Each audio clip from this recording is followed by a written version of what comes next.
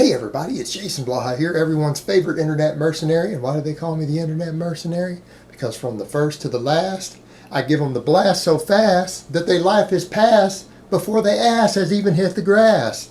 And that was said by one bad mother. Shh, hush your mouth.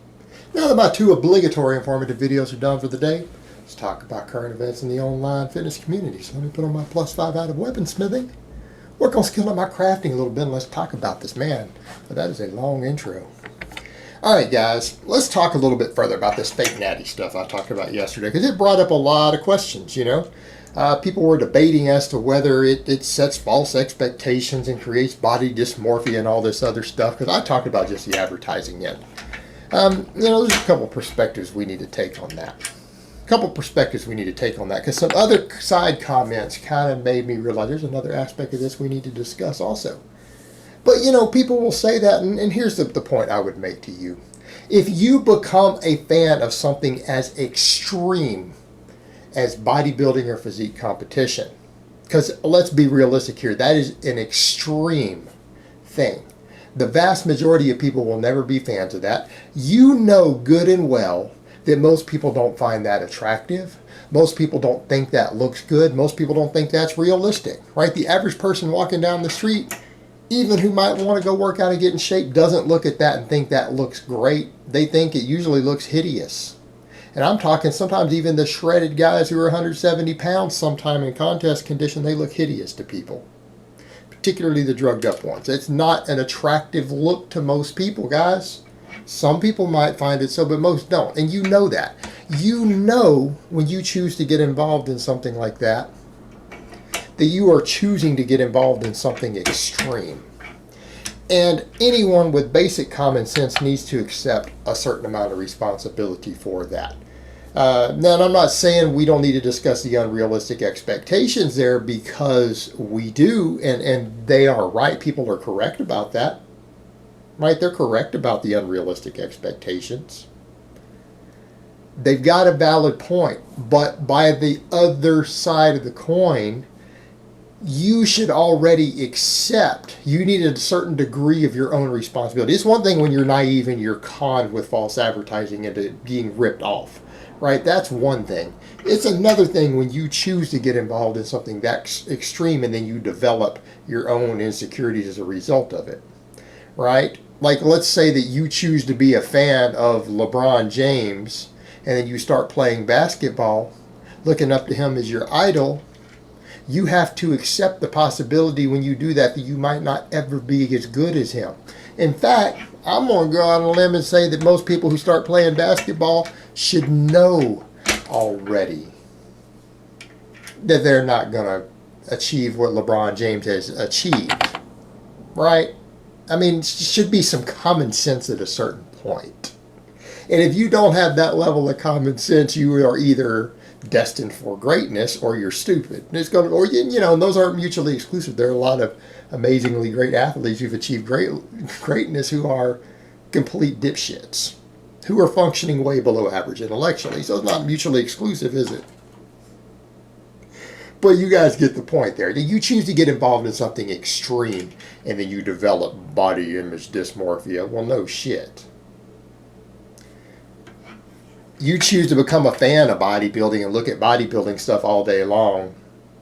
It's your own fault because it's not mainstream. All right, we could argue that point.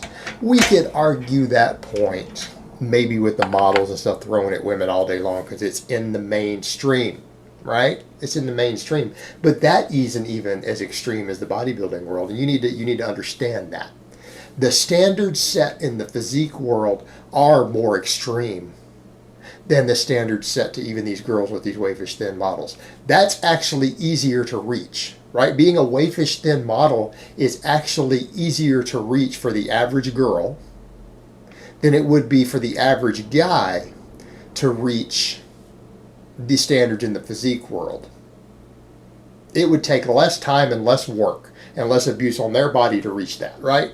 It's easier and faster. Anyone can starve themselves down for 6 months. Hell, there are drugs that can help with that. I mean, that is attainable easier. I'm not saying it's good, but it's also pushed more into the mainstream. You know, that's the point, is that it's mainstream. This physique stuff is not. It is not mainstream. You're choosing to get involved in something fringe that's an extreme appearance-based thing, and you develop body dysmorphia as a result of it. You have a degree of accountability yourself there. And I don't have any sympathy for that. It's an expectation. In fact, I'm going to go on a limb and say, if you choose to become a fan of bodybuilding, and then you start training because you're a fan of bodybuilding, you're probably going to get a body image disorder. I don't really feel sorry for you. You should have thought about it. I mean, should have been some common sense. You go get involved in something as extreme as that. And, you know, again, believe me, I've got my own ideas about strength from having been a strength athlete and following that, right?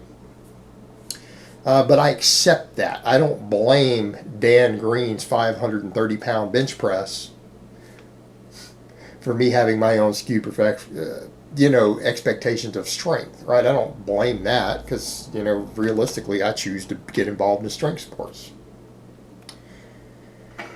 That's on me. So the point there is that there is a degree of accountability for yourself, but that is the point.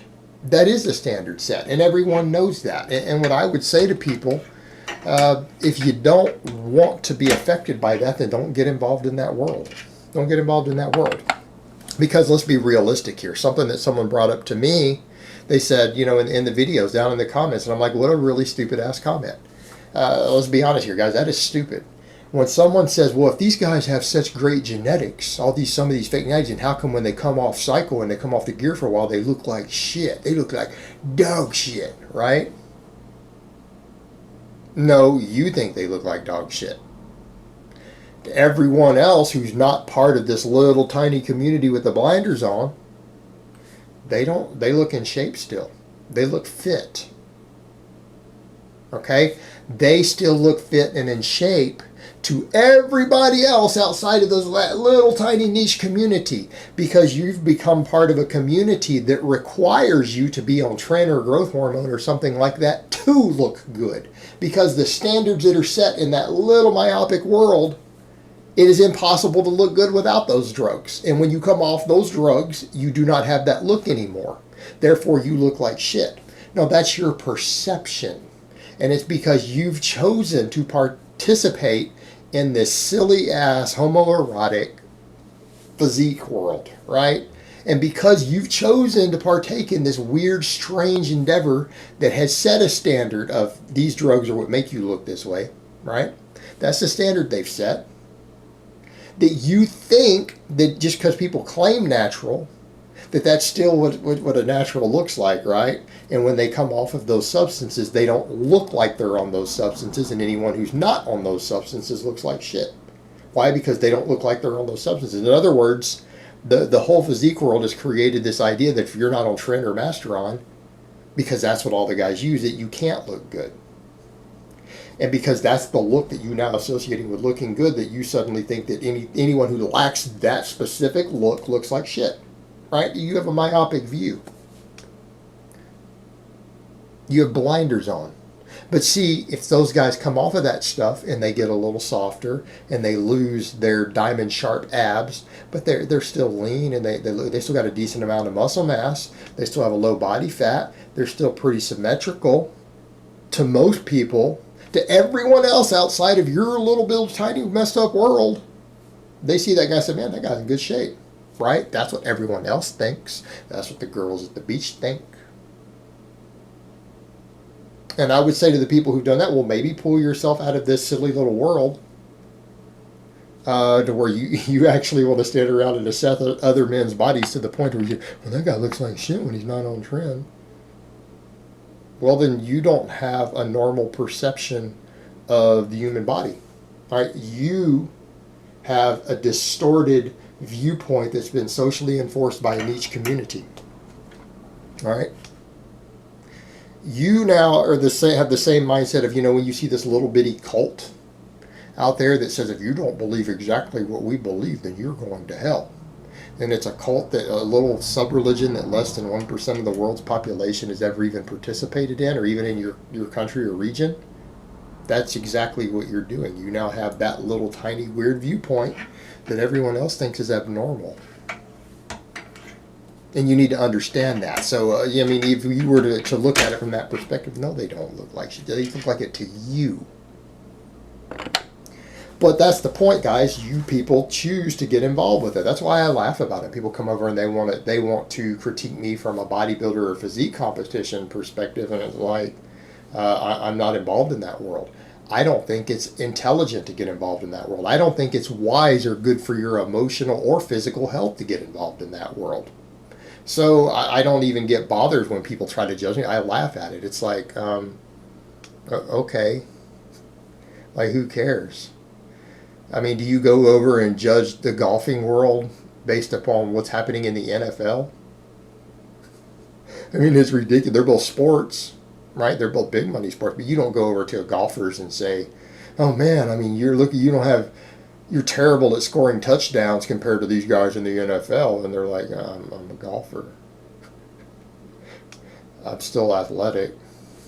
So it's, I don't know, guys. It gets ridiculous at a certain point. But my point is, with all of that, does it create body image disorders? Yeah, but bodybuilding in general does it. If you don't want body image disorders, if you want to get rid of these male body image disorders that everyone's developing and this muscle dysmorphia, get rid of the physique competition world. Push it away. Get it out of the fitness world. All right? It's not just the fake nattyism that's the problem. It's the fact that you have an entire world that's promoted drug abuse is the requirement to look a certain way. And it's not because they've promoted the drug use. It's because they've created a requirement and a standard that requires the drugs to reach. But then, then the fake nattyism comes in with guys saying, no, they could be natural. This guy could be natural. You're just, okay, guys. Air counts.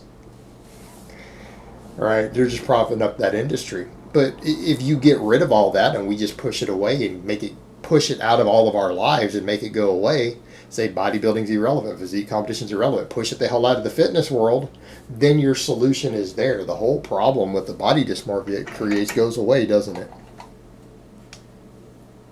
Pretty straightforward.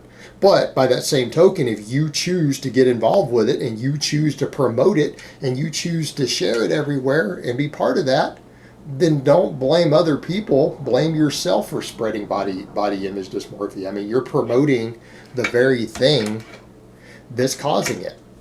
I mean, you're just as much to blame. I mean, these fake natties wouldn't have followers if all of you weren't sharing their stuff everywhere and you weren't fans of the stuff they're participating in. You wouldn't develop the body image dysmorphia if you didn't hang around on bodybuilding forums and watch bodybuilders on YouTube all day long. Right? Put the blame where the blame is due. And I'm not saying the fake natty thing is right because I've already expressed it. It's repugnant. It is repugnant.